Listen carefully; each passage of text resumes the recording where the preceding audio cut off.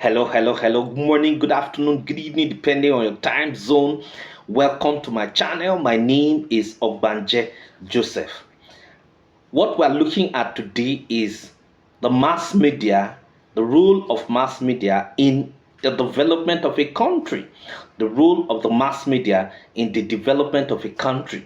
Now, the mass media is communication. Now, whether written, broadcast, or spoken, that reaches a large audience at the same time or simultaneously. Now, the mass media could either be print, electronic, or social media. Now, the mass media include television, radio, advertising, movies, the internet, newspapers, magazines, and so forth. Now, the mass media is a significant force in modern culture, particularly, all the countries. Now, let me be very quick to explain that the mass media is actually looked at or is commonly referred to as the fourth estate of the realm. The reason being that, of course, apart from the legislature, executive, and the judiciary, the mass media is actually next in line that holds the government accountable to the people. Okay, now let us look at the role of the mass media in the development of a country.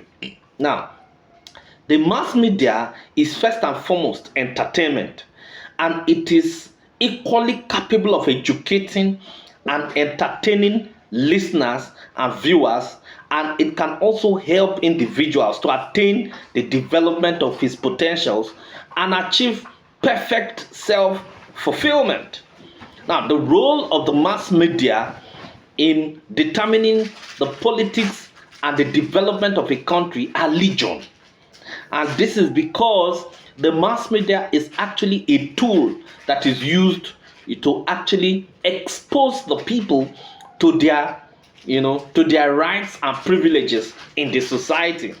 Now, with the mass media, the government cannot take the people for granted, because the mass media holds them accountable to the people. The mass media serves as a gatekeeper. The mass media also, is what is used to enlighten the people. Now, let us look at the role of the mass media now in the development of a country. Number one, it is a tool for surveillance. Now, here, the mass media is the eyes and ears of the public. The media holds the potential actors, the political actors, and institutions accountable to the people. They also unravel shady dealings in government. Now, it is the mass media that actually, performs the function of gatekeeper. When policies and programs of government, are formulated, it is the mass media that actually, take those policies and, of course, inform the people about it. So the mass media, apart from holding the government accountable to the people, the mass media also unravels shady dealings within government. Now, if the government is actually embarking on certain policies and programs that will be injurious to the people, the mass media is there to actually tell the government the implications, as well as the public the implications of the policies and programs that the government is actually embarking on. Number two role of the mass media is entertainment. Now, this relates to relaxation. It is a means to ease tension from from much labor. When there is a political crisis or tension in a country, the mass media helps to calm nerves. The mass media is used, to, as a means of relaxation. It is also used to help the people to forget about the pressure that they are actually passing through. The mass media is important in every society because when there is sport, for example, the mass media helps people to actually come together and enjoy, the sports, or enjoy the entertainment that actually comes from sport, movies, and other things. Okay, then number three rule of the mass media in the society is correlation. Now, the media, under this point, brings both the electorates and politicians together. The political class uses the media to get feedback about how receptive the policies and programs, they formulate, are to the people. Now, it is the media that brings both the government and the public together. Without the media, the government will not feel the pulse of the people, and the people will not know exactly what the government is up to.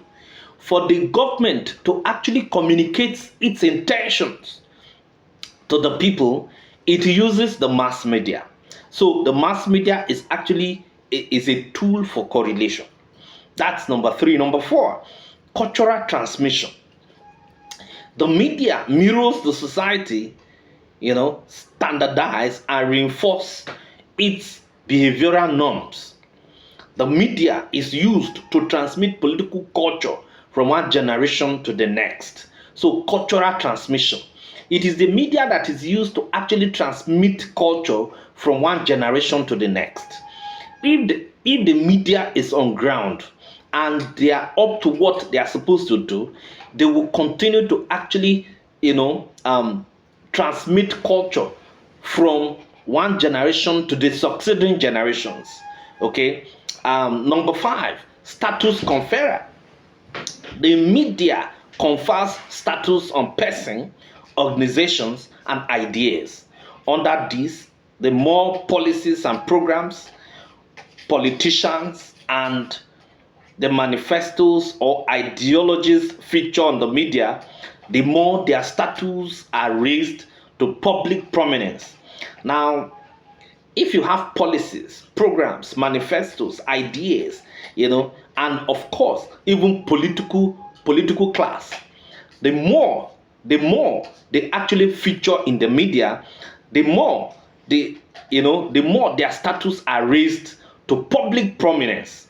Okay, once an individual continues to show up on the media from time to time, the more the status of that person is raised, and the more the person actually gets up to gets public prominence.